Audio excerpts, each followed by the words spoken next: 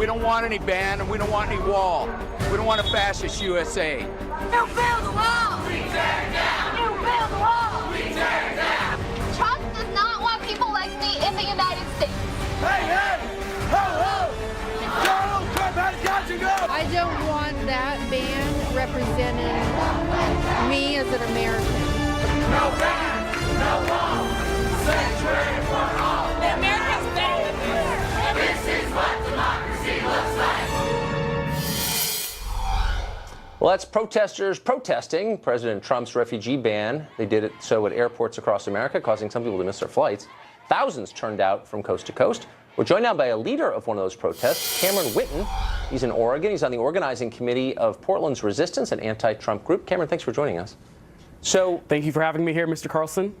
Thanks. So you were at one of these protests. You've been in a bunch of protests recently, but you're particularly spun up about these executive orders that President Trump signed. What about them specifically bothers you?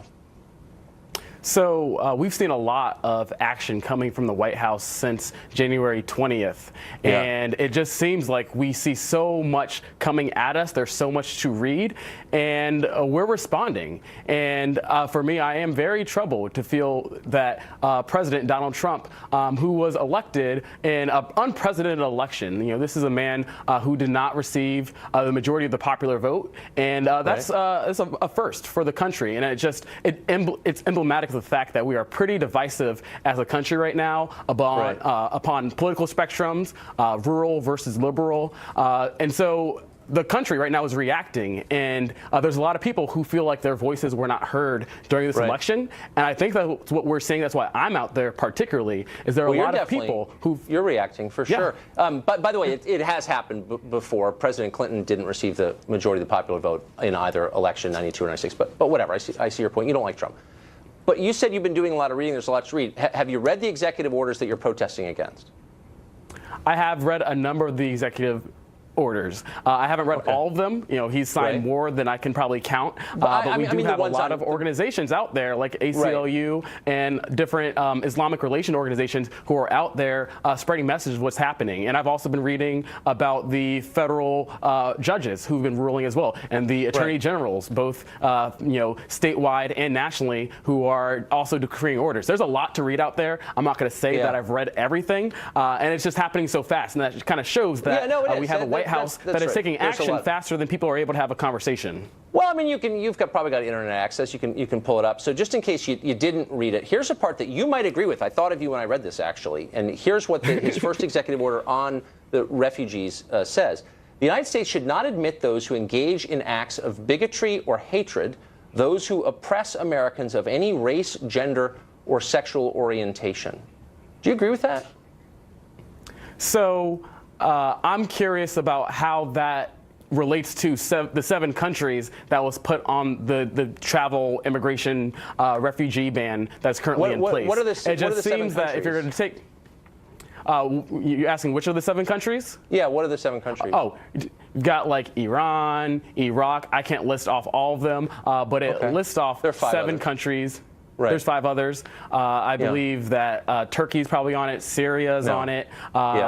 Okay, well, Syria's on it. There's a lot of countries. They're not our country. They're different countries. But here's the point. But you have countries like Saudi Arabia is not on it. There's a lot of countries that Trump has had business interest in that we've seen not on them. So there's questions about how did you get on that list or not. I'm trying to get through this here. So I want to get back to this quote, though. This is from, I'm not making this up. I promise this is real. What do you think of that? So basically the executive order says, you should make sure before people come here that they're not going to be committing acts of discrimination when they get here. How about people who've already gotten green cards or have worked for the government? So I'm just really confused. There were people who were already in the air when the executive order was signed. Really quick. People who've come to this country before, people who have family here, literally like wives and children, and then they couldn't leave the airport. Right. How about them? So, have we not already proven, have they not proven that they love this country?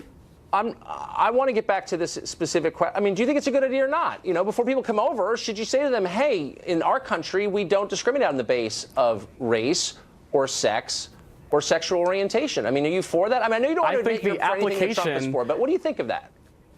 The application of this executive order is already questionable. We're already seeing people who are discriminated against, and they have never shown...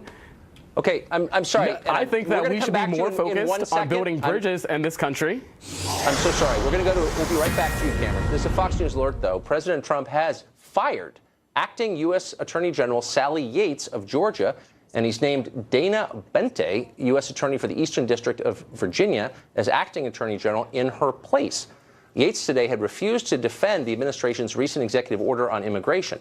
In a few minutes, Senior Policy Advisor Stephen Millen will be here to discuss this breaking news, which is significant. But right now, back to Cameron Whitten, rather. Cameron, sorry we had to break in there. You just heard that the president has fired the acting attorney general. We're going to find out exactly details in a minute. But I want to get back to something you just said.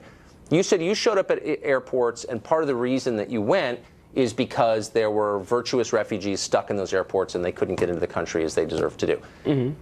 I wonder if it occurred to you that by protesting outside those airports, you prevented, like normal people, from getting on airplanes and going to their jobs or to see their family or an ailing loved one. You did. And I'm wondering why you thought you had the right to do that, why you thought you had the right to hurt people who had nothing to do with these executive orders at all, who might agree with you. Why did you have a right to hurt them? So I just want to bring it back to the fact that this all happened in the first place because people were not able to come onto American soil. So yes, I understand you're asking now out of concern of people who felt like they were inconvenienced for a couple of minutes. No, not who felt like. Really, we're talking about people who were afraid of their lives of being deported. Who were inconvenienced by you? I'm just going to say that. Okay, well, we have people who celebrated their First Amendment rights. You know, the act of non-violent civil disobedience is a pinnacle of so many rights that we have fought for in this country, and we know that democracy is messy. We know that so much of the freedom that we try to defend every day, we have people who defend freedom both here and abroad. People Stop who have the to go to talking war points to for just protect one freedom. second. Talk like a human being for just 1 second, Cameron, just for 1 second. I've heard all this before for like 25 years. And I agree with the First Amendment. I just want to ask you a really simple human question. Did you think about the people who you were hurting when you blocked access to airports? Did you think, well, I think about there's some normal person who wants to get through and they're not getting through because of me? Their motivation is love. That's why we're out here. We're out here for love. We're out there to make sure that we can spread a message that the entire world can hear. We can't allow one person who just got into office now create the narrative for this country. What about people who want to get on a plane to see their mom who's dying or whatever? I mean, what about them? They got on the plane. They actually, in fact, they got on the plane. So it happened, actually. You don't seem to care. Which for a man who's acting out of love, you don't seem to care. It's like they're in the way, whatever. We're making our point, First Amendment, rah rah. But like, what about normal people who aren't involved in any of this? They sign no executive orders, and you're hurting them. Like, just acknowledge that you care about them a little bit. Do you? Yes, I care about everybody in this country. And care more. People did get to the airport. They did get onto their plane. Yeah, you too. Thanks. Well, as you've seen tonight, Trump's executive order has caused the left once again to declare itself the guardian of tolerance. And with that in mind, here are some refresher headlines you may have missed. First up, Hispanic Trump supporters chased and beaten for wearing a Make America Great Again hat. Then, Alabama teen hospitalized after posting